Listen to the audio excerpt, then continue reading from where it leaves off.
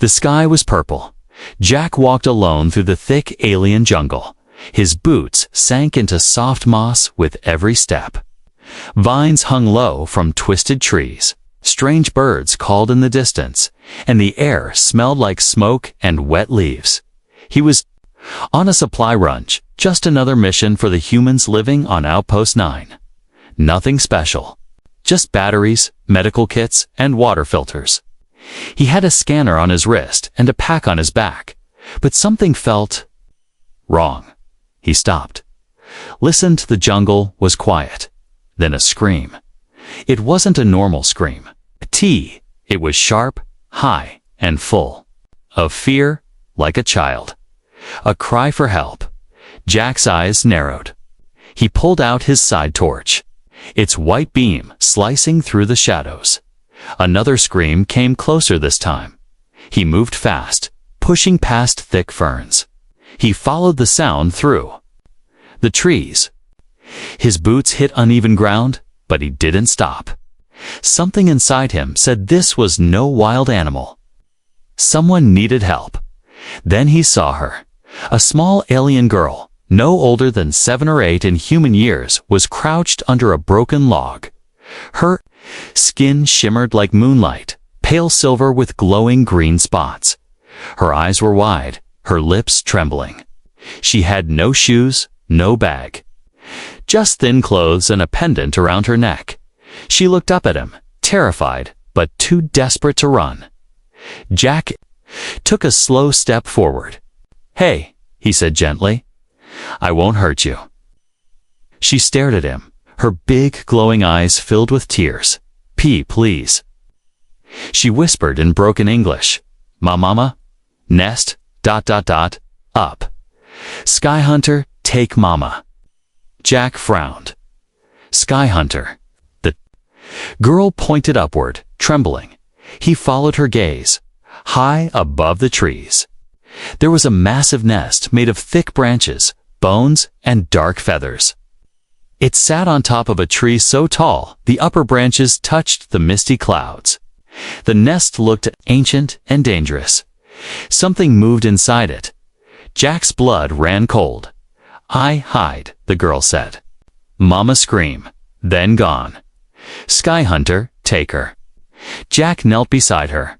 "What's your name?" She looked unsure for a second, then whispered, "Luma." He nodded. "Luma, I'm Jack. I'm human. You're safe now." She grabbed his arm. Suddenly, "Please, Jack, you go. You climb. Mama's still alive. I feel it." He looked at the nest again. It was a deadly height, too far for most climbers, especially with no gear. But Luma's hand held tight to his. She was shaking. "I go to village. Ask help, but they say, no. Say Mama gone. No one climbs Sky Hunter nest." Jack frowned. "Why?" they say. "Nest cursed. Climb up, never come back." Jack took a deep breath. He looked at Luma, her small hand gripping his sleeve like it was her last hope. Then he looked up again, where the strange nest swayed gently in the breeze. On something flickered inside the nest. A shadow. A movement? He didn't know what the Sky Hunter was. He didn't know how dangerous it could be. But one thing was clear. Luma had no one else, and he couldn't walk away. He stood slowly. "All right," he said. "I'll climb. I'll try to save your mom." Luma's eyes went wide. "Are really?" Jack nodded. "But you stay here, stay hidden. Don't move until I come back." She nodded, then suddenly reached into her pendant. It opened like a locket. Inside was a small crystal, glowing faintly. She took it out and placed it in his hand. "For luck," she whispered. Jack closed his fingers around the crystal. He turned and looked up again at the massive Purcell, shadowy nest. The jungle wind howled softly, as if warning him to turn back. But Jack had made his choice. Jack stood at the base of the giant tree, It was thicker than any tree he had ever seen on Earth. The bark looked like dark stone, rough and full of deep grooves. Long vines hung from its branches, swaying gently in the wind. High above, the sky hunter's nest sat like a dark crown, silent. Waiting, Jack looked up again. It was far, very far. He turned back to the little alien girl, Luma. She stood behind a bush, watching him with wide eyes. "You sure she's up there?" Jack asked. Luma nodded slowly. "Mama still alive. I feel her inside. Sky hunter not eat yet." Jack raised an eyebrow. "Eat?" Luma looked down. "They feed the weak to babies." Jack's face turned cold. He tightened the straps on his pack. He couldn't waste time. He checked the vines. Some were strong, others dry and crumbling. Carefully, he pulled one, testing its weight. It held firm. He glanced back at Luma. "Stay hidden. Don't move." "I wait," she said softly. Jack took a deep breath and climbed at first. It wasn't so hard.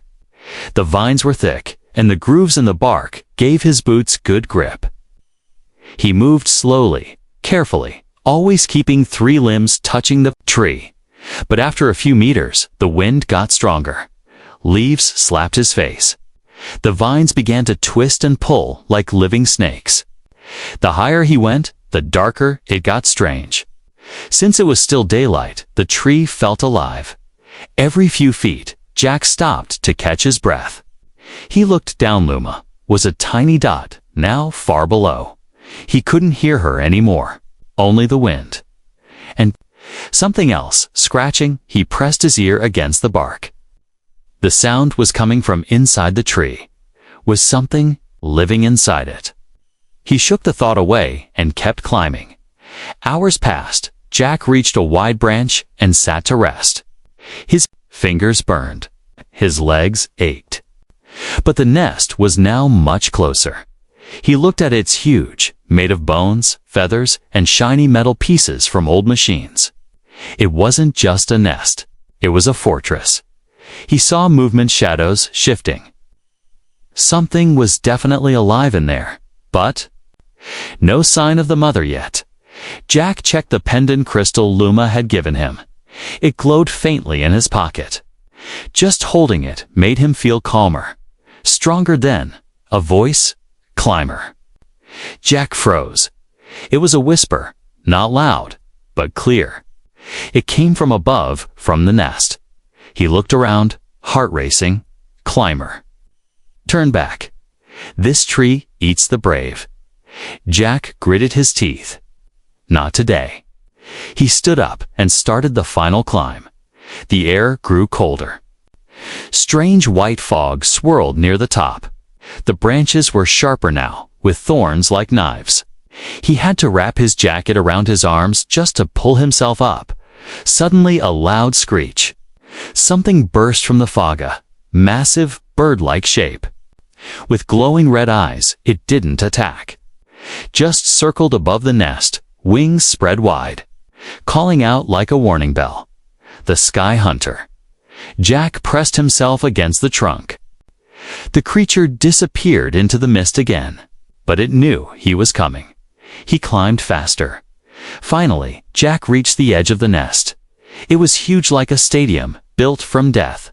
Bones, metal, feathers, old armor, even cracked helmets from humans who came before. He stepped carefully inside. Everything was quiet. Then a soft groan. He turned. In the middle of the nest, tangled in sticky web-like ropes, was a tall female alien. Pale silver skin, glowing green spots. Luma's mother. She was alive, but barely. Jack ran to her. "I don't move. I'm here to help. Luma sent me." Her eyes opened weakly. She whispered something in her own language, then reached toward his chest. Her fingers touched the crystal pendant. Her eyes widened. She knew it. Suddenly, roar from above. The sky hunter was back. Its red eyes burned like fire, wings spread wide. It perched on the edge of the nest, claws gripping bone. It had seen Jack, and now it was angry. Jack looked at the injured mother, then at the monster. He had no weapon, no backup, just the crystal, a rope, and a burning promise to a little girl. Below, he pulled the crystal from his pocket. It glowed stronger, now bright and steady. The sky hunter hissed. Jack stood tall, facing the beast. This nest is about to burn. The sky hunter hissed. Its wings spread wide, casting a giant shadow over the nest. Jack didn't move. His heart pounded like thunder in his chest. But he held the glowing crystal tight in his hand. The injured alien mother behind him groaned. Softly, Jack stood between her and the monster. The sky hunter took one step forward. Its claws dug into the bone-covered nest. Red eyes locked on Jack. Smoke rose from its nostrils. Feathers of dark silver shook with every breath it took. Jack whispered under his breath, "This is bad. Really bad." He looked around the nest. No cover, no way out. And no weapon strong enough to kill a beast this size. But he had to try something. He reached into his side pouch and pulled out a small emergency flare. One shot. He muttered. He lit the flare. A burst of red light shot into the air, bright and hot. The sky hunter screamed, its eyes flashing in pain. It backed away, wings flapping wildly. Jack threw the flare toward the edge of the nest. The fire spread fast, catching the dry branches. But the sky hunter didn't run.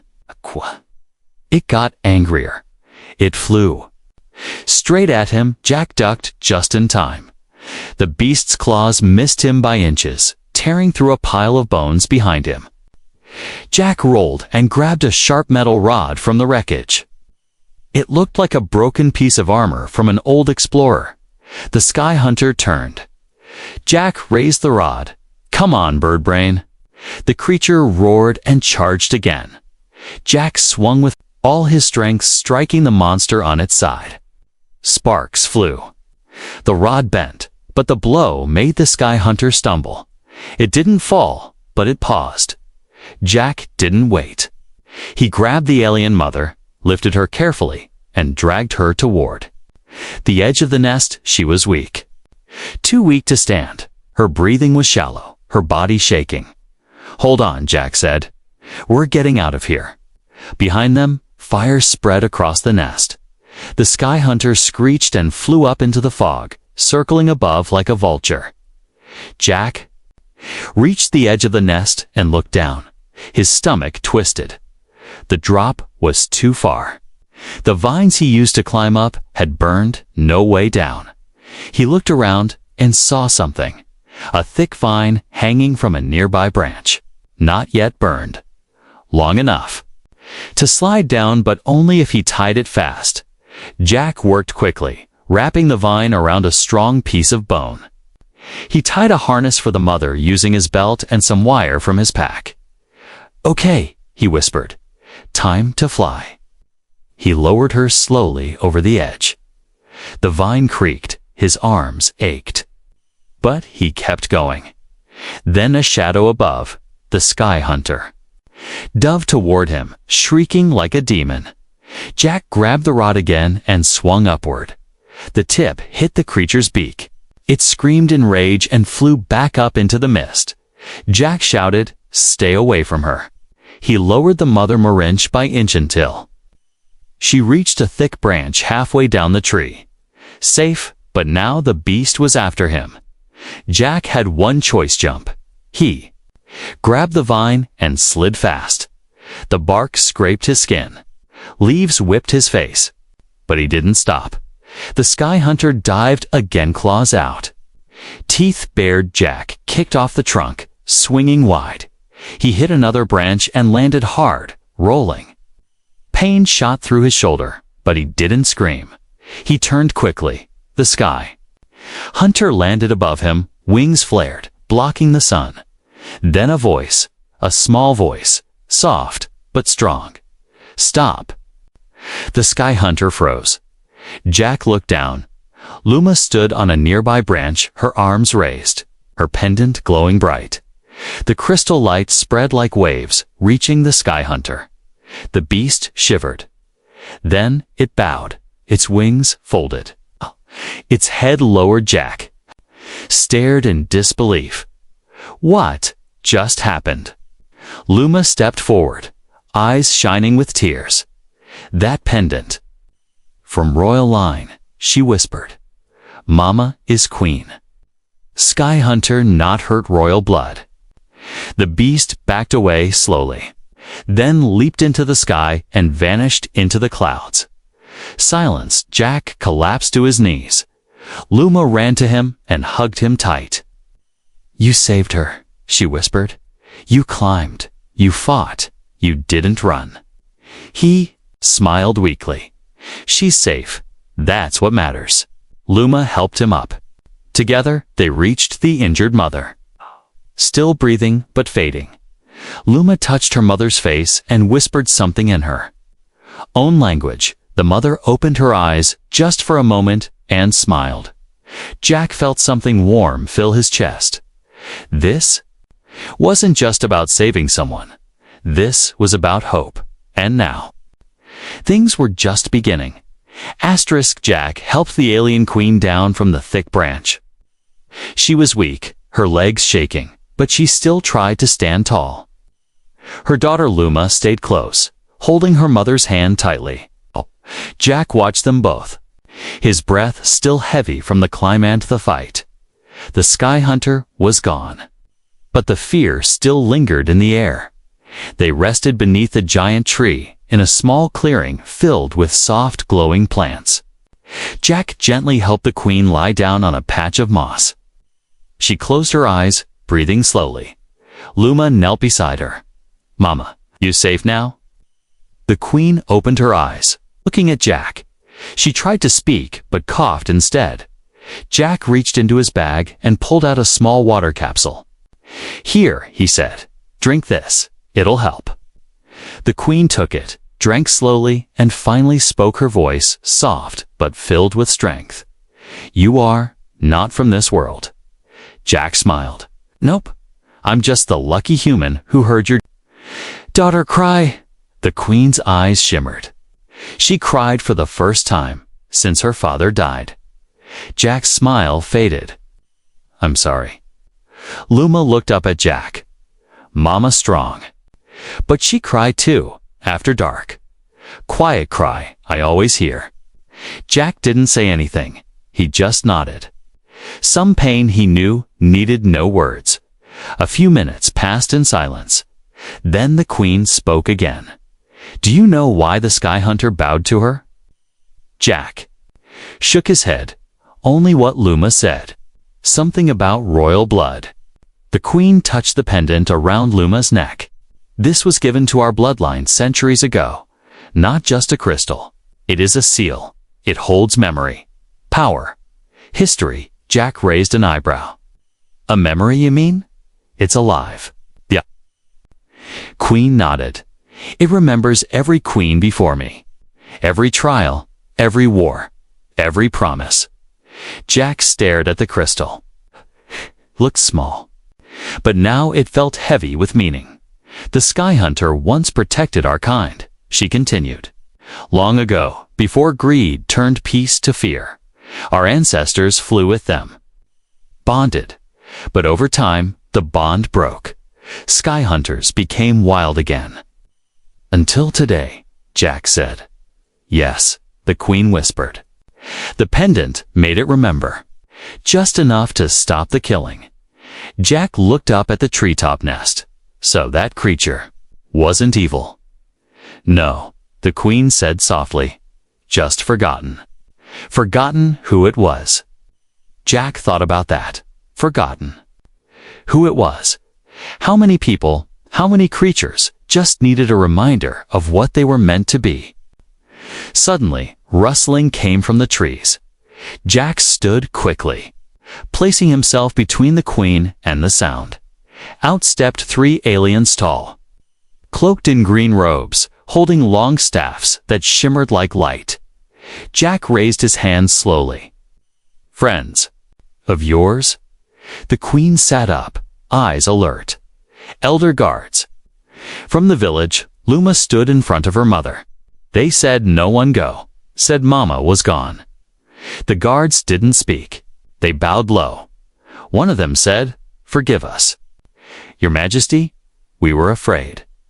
We thought the nest had claimed you." The queen's voice was cold now. "And so you left me to die." The guards said nothing. Jack stepped forward. "She's alive because your daughter didn't give up." "Because someone climbed." The lead guard looked at Jack. "You are human." "Good guess." The guard nodded slowly. "The last human who tried to climb was torn apart. We thought your kind gave up easily." Jack gave a dry laugh. "Guess I'm the stupid one." Luma suddenly stepped forward, her voice clear. "He is not stupid. He is brave." The guards looked surprised. Luma continued. "He climbed. He fought. He saved my mama. And the Sky Hunter bowed to me because of the pendant. That means I am next queen." Silence. Then the queen whispered, "She speaks truth." The guards slowly bent their knees and bowed. Jack looked at Luma. "Nice speech." Luma grinned shyly. "Mama always say, speak with heart." Later that night, back at the village, the people gathered in silence as the queen, still weak, was carried in. They stared at her, unsure. Many had believed she was dead. Others had said she was cursed. But now the queen stood before them, again with her daughter beside her, and a human by her side. Some people fell to their knees. Others wept. The oldest villager stepped forward. "We were wrong," he said. "We forgot who we are." The queen nodded. "Let this be the last time we leave someone behind. Let my daughter lead you." With heart. Everyone looked at Luma. She stepped forward slowly, holding Jack's hand. Jack looked down at her. "You okay?" She smiled. "Better than okay." And in that moment, beneath the glowing sky, surrounded by people and memories, the little alien girl once afraid and alone stood tall, like a future queen. The village was quiet that night. Fires burned low in stone pits, and people gathered in small groups, whispering. The air was thick not with smoke, but with questions. Eyes followed the human, Jack, wherever he walked.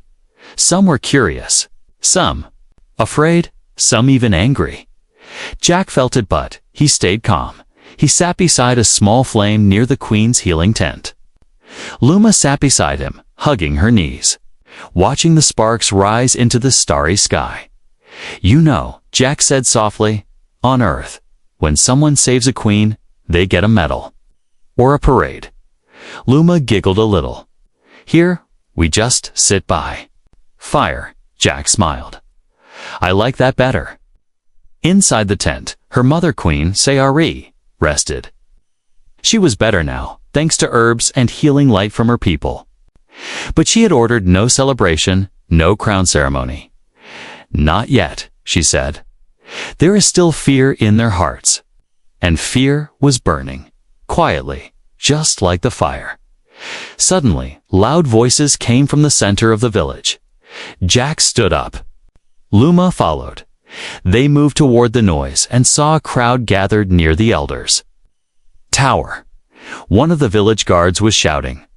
"This human brought the Sky Hunter back. It followed him. It will return again." Others shouted too. "He climbed the cursed tree. It was forbidden. Now the curse is on all of us." The oldest elder, a woman named Tala, raised her hand for silence. Her voice was calm but strong. "We do not punish the one who brings life back to the queen." But the guard pointed at Jack. "He is not one of us. He should not stay." Jack stayed quiet. He didn't step back, but he didn't fight either. Then a small voice broke the silence. "I asked him to go." Everyone turned. Luma stepped into the center of the circle. I begged him to climb, and he said yes. No one else did. Some villagers looked down, ashamed. He didn't bring the sky hunter. He didn't bring death. He brought my mother back. He brought hope. The fire crackled behind her as she spoke. Her pendant glowed faintly around her neck. Jack watched her with quiet pride. Then a scream. From too far edge of the village, smoke, fire. A hut had caught flame one of the outer homes. Near the jungle path, the crowd broke. People ran. Shouts filled the air. Jack ran toward the fire. It was spreading fast, licking the sky like a hungry beast. A child was crying inside without thinking. Jack ran straight into the burning hut. The heat was blinding. Smoke filled his eyes. But he found the child and alien boy curled in a corner, choking on the air. Jack grabbed him, wrapped him in a blanket, and crashed through the wall just as the roof collapsed behind them. The boy coughed. But he was alive. Jack fell to his knees, his jacket burning at the edges. Luma reached him, helping him stand. "You okay?" Jack nodded, wiping soot from his face. "Yeah, just a little toasty." The villagers stared in silence. One by one, they dropped to their knees. The same guard who had shouted earlier now lowered his head. "I was wrong." Tala the elder stepped forward. "You saved the queen. You saved a child. And you did not ask for anything in return." Jack looked around. "I didn't come here to be a hero." Tala smiled. "That is why you are one." That night, a new fire was lit at this time. It was a fire of unity. The villagers gathered. Music played, soft drums, flutes made of stone. Children danced. The queen stepped out of her tent, supported by Luma and Jack. Tala raised her voice too. "The stars. Let all who walk under this sky remember tonight." The night fire returned not as fear, but as family. Everyone cheered. The queen took Jack's hand. "You came here by accident, but you are not here by mistake," Uma added softly. "You're one of us now." Jack looked at the two of them, mother and daughter. Royalty. Survivors, his friends, I guess. He said, "Earth's not the only place I can call home." And above them, in the tallest tree, Sky Hunter circled once, then flew silently into the stars. Asterisk. Morning came with golden light and silent tension. The village was quiet. Too quiet. Even the birds that usually sang in the tall trees had gone. Still, Jack stood near the edge of the village, watching the treetops sway. Something didn't feel right. Beside him, Luma held her pendant tightly. "The wind is wrong," she whispered. Jack nodded. "Something's coming." From behind them, Queen Sayari stepped forward. She wore a long silver robe now, though her steps were still weak. Her eyes were sharp. "It's returning," she said. "The Sky Hunter." Jack turned to her. "Are you sure?" She nodded. "I feel it in the trees, in the roots. They speak to me again, like they used to." Jack looked at the forest again. "Then maybe it's not coming to hurt us." But the villagers were already preparing for the worst. Guards formed a circle around the village. The elders whispered warnings. Children were taken into underground shelters. The fear had returned, spreading like smoke. Suddenly, a long, echoing screech filled the air. The sound made the trees tremble. The Sky Hunter appeared gliding high above the jungle. Wings wide, eyes burning. People screamed. Some ran. Others dropped to their knees in prayer. But the creature didn't attack. It circled once, then landed in the middle of the village, just beyond the fires. No one moved. The guards raised their weapons. Jack stepped forward, blocking their aim. "Wait." Queen Sayari raised her hand. "Lower your spears." The guards obeyed. Dash slowly. The Sky Hunter stood still, its great wings folding behind its back. It stared straight at Luma. Jack whispered, "I think it's here for her." Luma took a step forward, then another. Her pendant glowed brighter with each step. The queen reached out. "Luma, wait." But the little girl didn't stop. She walked right up to the giant creature. The sky hunter lowered its head. Luma reached up and touched its forehead. Then the creature knelt. Gasps filled the village. The queen's voice cracked. "It accepts her. It knows who she is." Tala, the oldest elder, stepped forward. She must complete the bond, the ancient test, the rite of skyfire. Jack blinked. "What's that?" Tala looked at him. "Only those chosen by the sky hunter may ride it through the burning clouds. If she survives the storm, she becomes the rightful heir, not just by blood, but by will." Jack looked at Luma.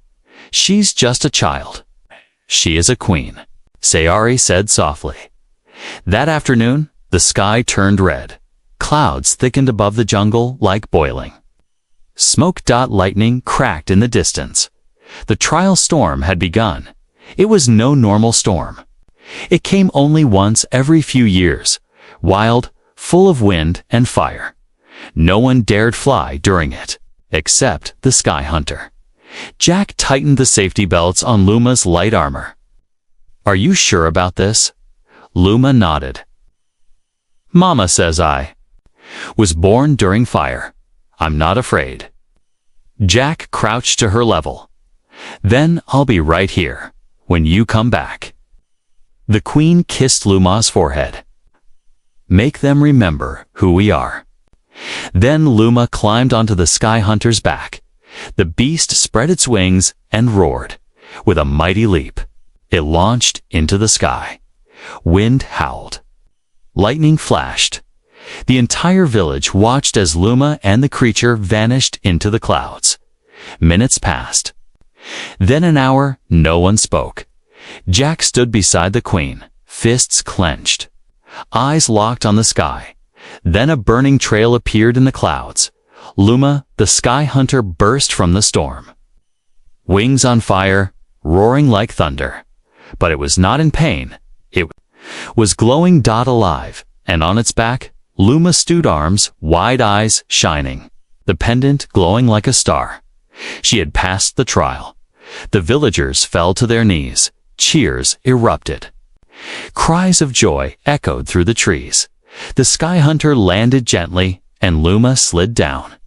She ran into her mother's arms. The queen held her tightly. "You are more than I ever dreamed." Jack smiled.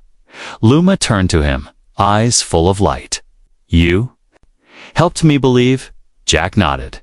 "You did this. I just caught the rope when you needed it." That night, the village celebrated again. Not for survival, but for a new beginning. Luma was now the first heir in generations to bond with the sky hunter, and she had done it not with fear, but with courage. And the help of a human, Dot from across. The fire Tala raised a ceremonial staff. Let it be known, when all others feared, a stranger climbed, and a child soared. The queen turned to Jack.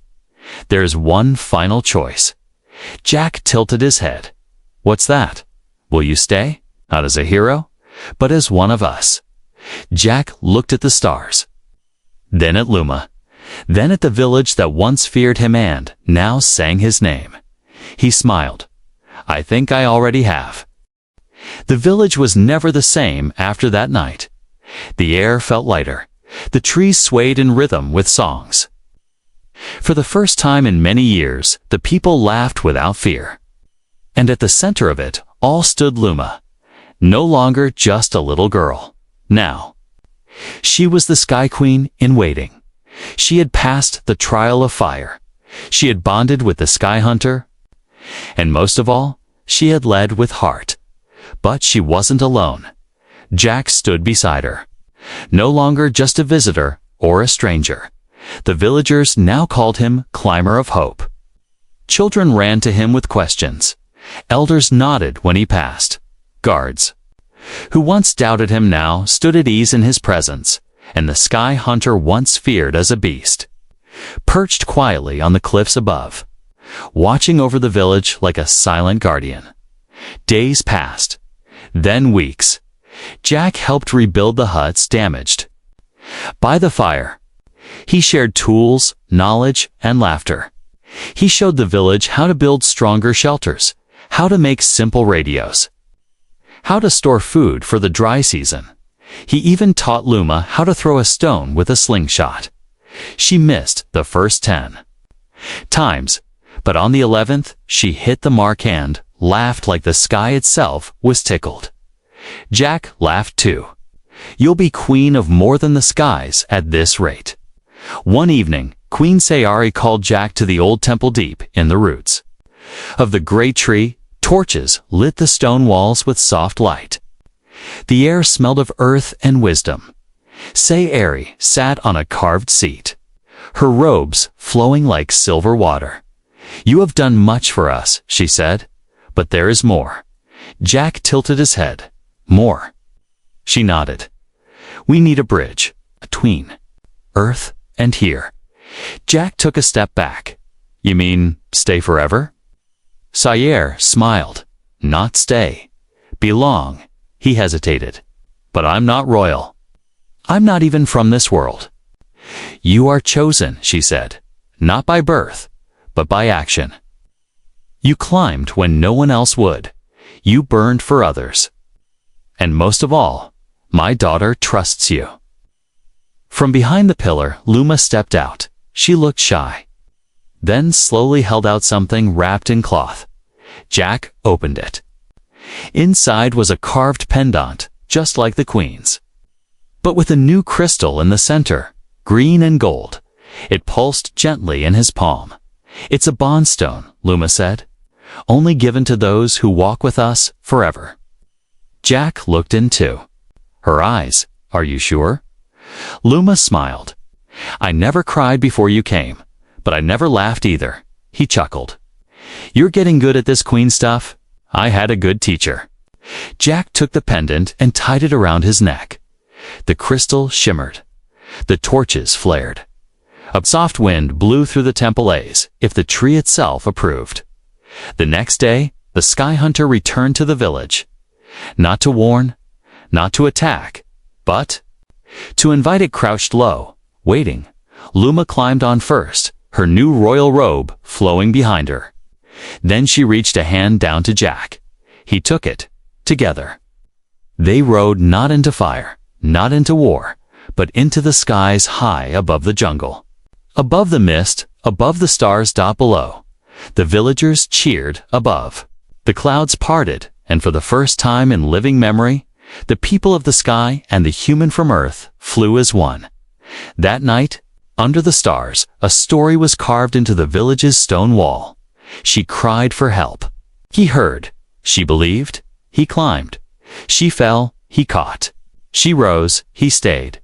And together, they reminded a forgotten world what it means to care. From that day forward, Jack was no longer just a human. He was the guardian of the Sky Queen. And Luma, longer just the girl who cried beneath a tree, became legend. But in the quiet hours, when the stars blinked softly above, she still sat beside Jack and whispered, "Remember the nest." And he'd grin and say, "How could I forget?" That's where everything began.